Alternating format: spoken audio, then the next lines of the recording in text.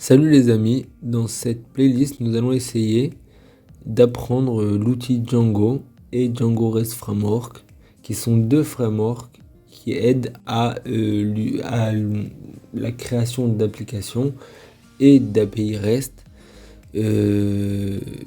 d'applications web bien entendu. Le but c'est de savoir bien utiliser, donc nous allons passer par plusieurs projets dans la playlist, mais le but ultime est d'arriver à bien savoir utiliser Python avec Django et Django REST Framework. Alors pour commencer, nous devons déjà créer un environnement virtuel. Le but de l'environnement virtuel, c'est de séparer l'ordinateur avec notre projet Django. Le projet Django aura besoin de plusieurs packages, mais si nous mélangeons avec les packages que nous avons déjà dans notre ordinateur, ça risque de faire des conflits, etc. Donc nous créons un environnement virtuel pour mettre de côté notre environnement et ne pas avoir de problème par la suite. Alors pour créer un environnement virtuel, nous avons besoin de rentrer dans notre terminal. Donc si vous avez un ordinateur Windows, passez CMD en recherche, vous rentrez dans un vide de commande, je pense que ça s'appelle. Et si vous êtes sur Linux, ouvrez un terminal. Moi je suis sur Linux. Il y a des petites différences, on va les dire de la manière d'utiliser. Donc bien entendu, il faudrait bien avoir Python. Donc pour vérifier si vous avez bien Python, vous allez taper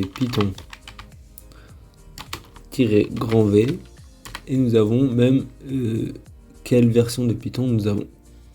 Donc si vous avez un PC Linux, c'est possible que la commande que vous devrez utiliser pour avoir un Python 3, parce que nous allons utiliser Python 3, il faudra taper Python 3.v et là vous aurez la même chose. Moi j'ai juste installé un logiciel qui change le nom Python 3 en Python. Si nous avons bien Python, nous pouvons utiliser l'environnement virtuel. Un environnement virtuel, c'est là que tout va se passer. C'est-à-dire, c'est là que nous allons installer les dépendances de notre projet pour pouvoir les faire passer dans une autre machine au moment du déploiement ou à quelqu'un d'autre pour travailler. Donc pour ce faire, nous allons devoir installer un paquet qui s'appelle virtualenv en un mot pour virtual environnement. Donc nous tapons pip install. Donc c'est possible que ce soit aussi pip 3 dans votre PC. Virtualenv. Alors voilà, moi je l'ai déjà, mais si vous ne l'avez pas, il s'installera, ça prendra quelques secondes et vous aurez maintenant une nouvelle commande qui s'appelle virtualenv. Donc pour créer notre environnement virtuel, déjà nous allons créer un dossier de travail. Donc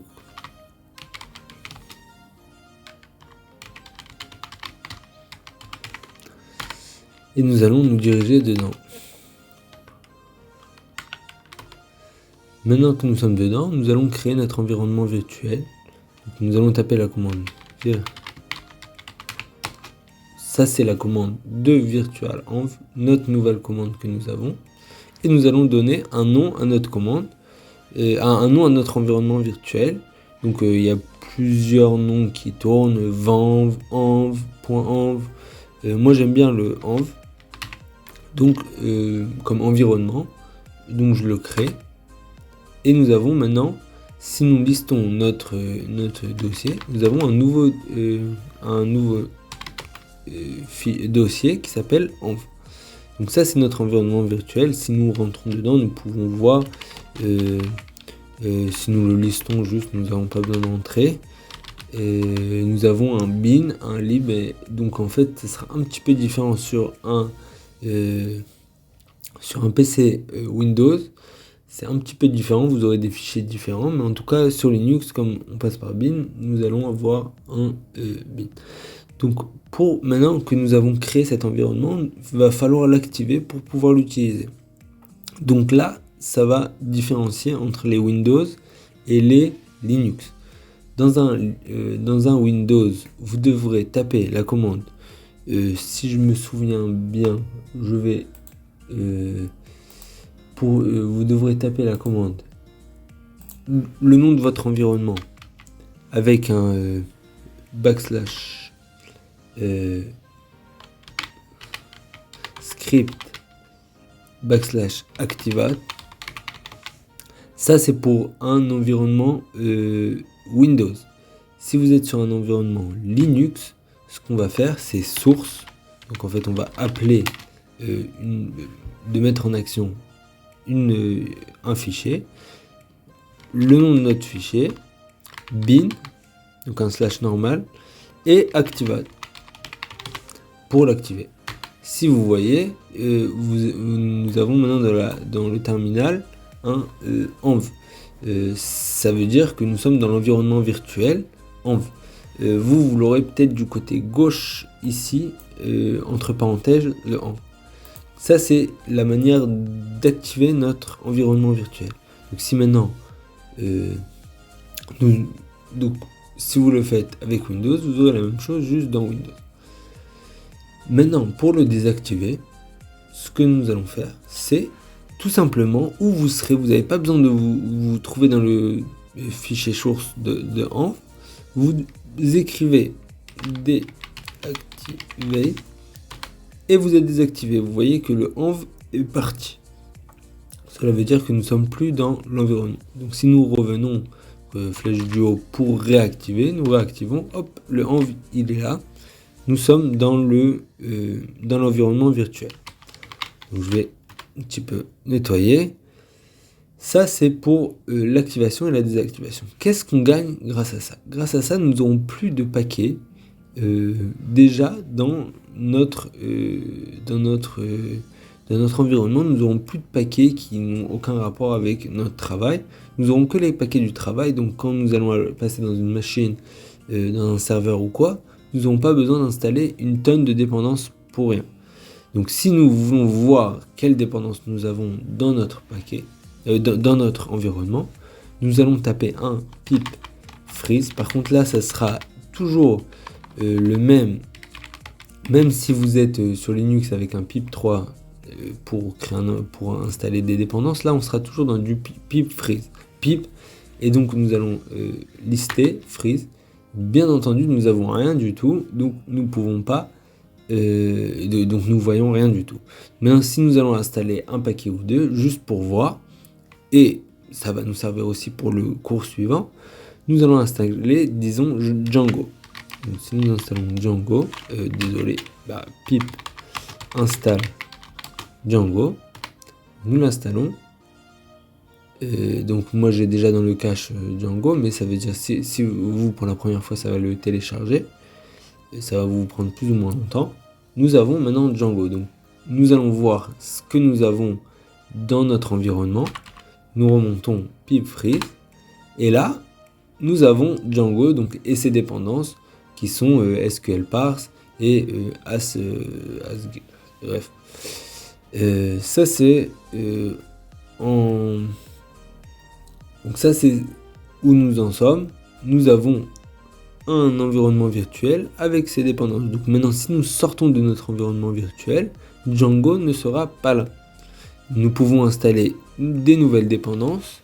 Donc si nous installons une dépendance qui sera aussi utile par la suite, ce sera REST Framework pour l'avoir. Donc Django REST Framework.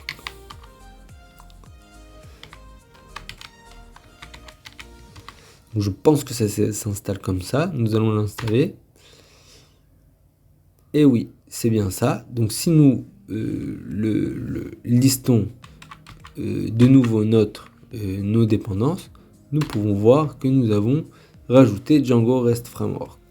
Donc maintenant, si nous voulons aussi maintenant avancer, nous allons vouloir faire passer à quelqu'un cet environnement virtuel. Donc, nous n'allons pas lui copier cette env là, ce fichier là env, parce qu'il nous sert à rien. Juste de le copier dans la machine, il va déjà plus marcher parce que il cherche un fichier dans un tel endroit et il ne le trouve pas.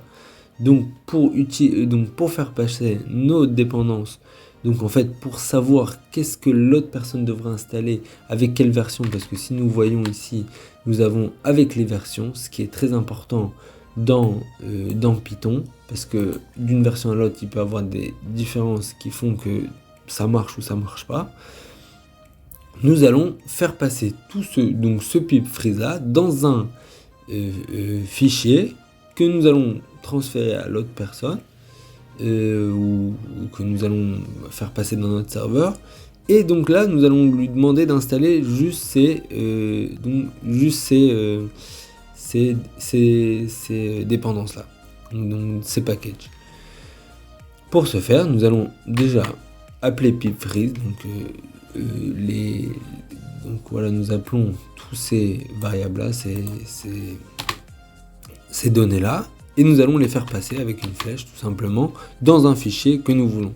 Donc le fichier habituel, c'est un requirement.txt. N'oubliez pas le S, surtout si vous le faites installer dans des serveurs préconfigurés pour Django ou quoi. Vous aurez besoin d'un fichier qui est exactement écrit de cette manière-là, mais sinon ça change pas le nom que vous lui donnez. Donc puisque nous faisons passer ce pip freeze là dans ce fichier là, nous commandons. Donc maintenant, si nous listons notre fichier, nous avons un dossier. Désolé, si nous listons notre dossier, ce dossier là, nous avons un env, donc c'est notre environnement virtuel, et un fichier requirement.txt. Si nous voulons le voir, donc, pas besoin de l'ouvrir, hein. Nous voyons, donc juste nous le lisons, nous voyons que nous avons tous les dépendances. Donc maintenant, si nous voulons les installer de base, ces dépendances là, donc vidons ou supprimons un de nos supprimons un de nos dépendances, de nos packages, pip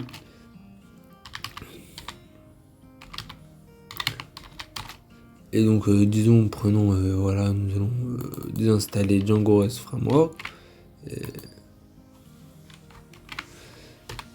Donc nous l'avons désinstallé, oui, nous voulons bien le désinstaller. Donc si nous faisons un pip freeze, il n'existe plus,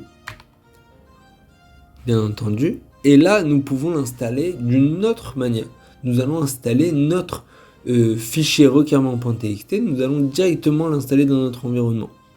Donc ça va nous réinstaller, enfin nous dire qu'ils sont déjà installés le Django, etc. Mais Django REST Framework qui n'est plus installé va s'installer automatiquement. Donc pour ce faire, nous allons faire pip install. Et là, n'oubliez pas le -r, c'est pour lire, qui va lire le fichier requirement.txt. Nous nous demandons, il nous dit que nous avons une partie qui est ces choses-là sont déjà installées, voilà, ils sont déjà installés. Par contre, ici, il nous installe Django REST Framework. Donc, sinon maintenant, nous relistons nos installations. Nous l'avons de nouveau dans nos installations. Et si nous le faisons passer dans le fichier, enfin, il est déjà. Donc, nous avons dedans notre environnement virtuel. Donc, maintenant que nous avons un environnement virtuel actif, nous pouvons passer à l'étape suivante, c'est-à-dire d'utiliser Django. Nous l'avons déjà installé, donc nous avons juste besoin de l'utiliser pour donc créer une application Django et Django REST Framework. Si vous avez aimé la vidéo, n'oubliez pas de laisser un pouce bleu et de vous abonner pour les prochaines vidéos sur le sujet.